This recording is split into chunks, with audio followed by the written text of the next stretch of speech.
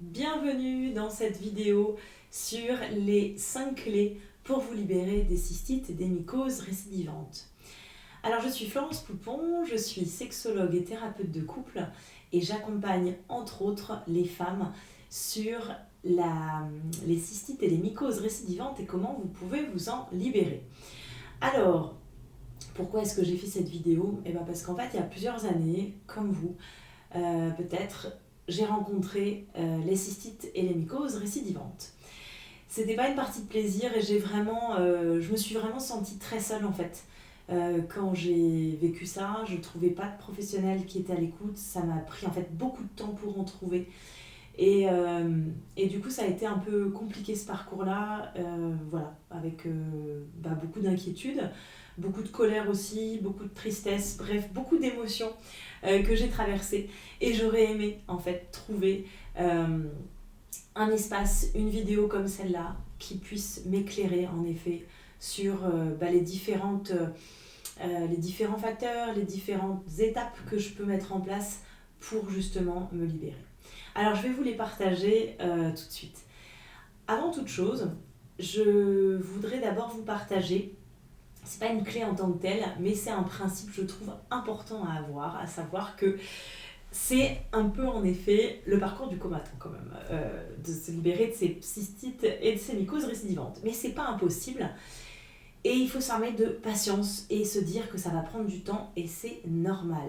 Pourquoi ? Parce qu'en fait, même quand vous avez eu la conscience de tout plein de choses, votre corps a il a un autre espace-temps entre guillemets. Lui, il a une autre dimension du temps qui souvent est un peu plus longue, c'est un peu frustrant. Mais il faut aussi prendre cette dimension-là en compte. C'est-à-dire que ça va aussi lui demander du temps, lui, de comprendre que ça y est, c'est bon.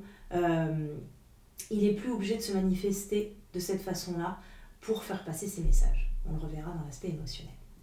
Alors, première clé, c'est l'aspect, ce que j'appelle physiologique et mécanique. Ce n'est pas que dans votre tête. J'ai souvent entendu des professionnels ou des patientes qui me disaient mais en fait on m'a dit que c'était uniquement le stress, c'était psychologique. Alors oui, je pense qu'il y a évidemment cette dimension-là qui est à prendre en compte, mais pas que. Il y a bien sûr un principe aussi physiologique et mécanique, à savoir que déjà la plupart du temps en fait les bactéries et les champignons vous ne les avez pas inventés, ils sont réels.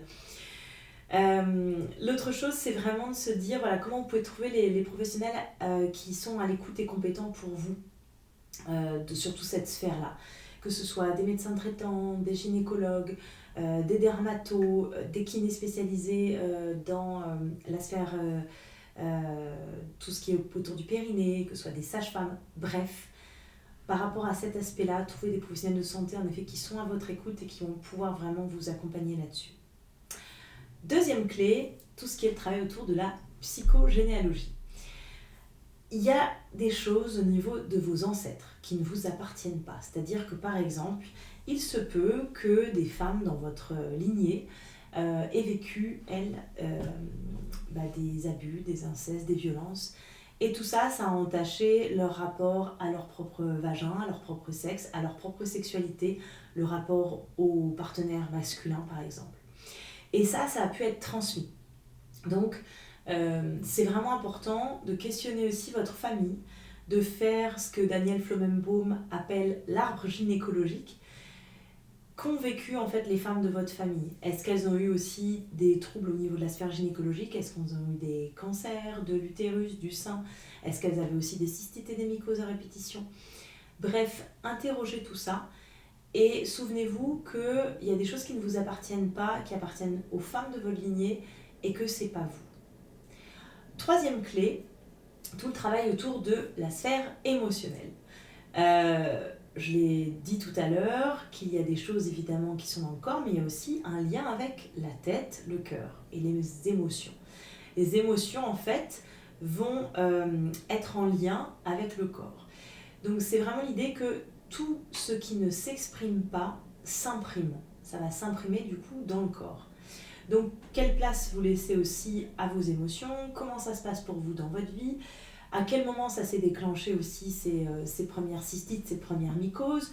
Quel était le contexte de tout ça ? Qu'est-ce qui s'est passé un peu dans votre vie à ce moment-là ? Et c'est souvent relié à tout ce qui est autour des questions de place, de territoire, et peut-être aussi du lien que vous avez avec votre vagin, avec votre sexe, avec cette sphère gynécologique.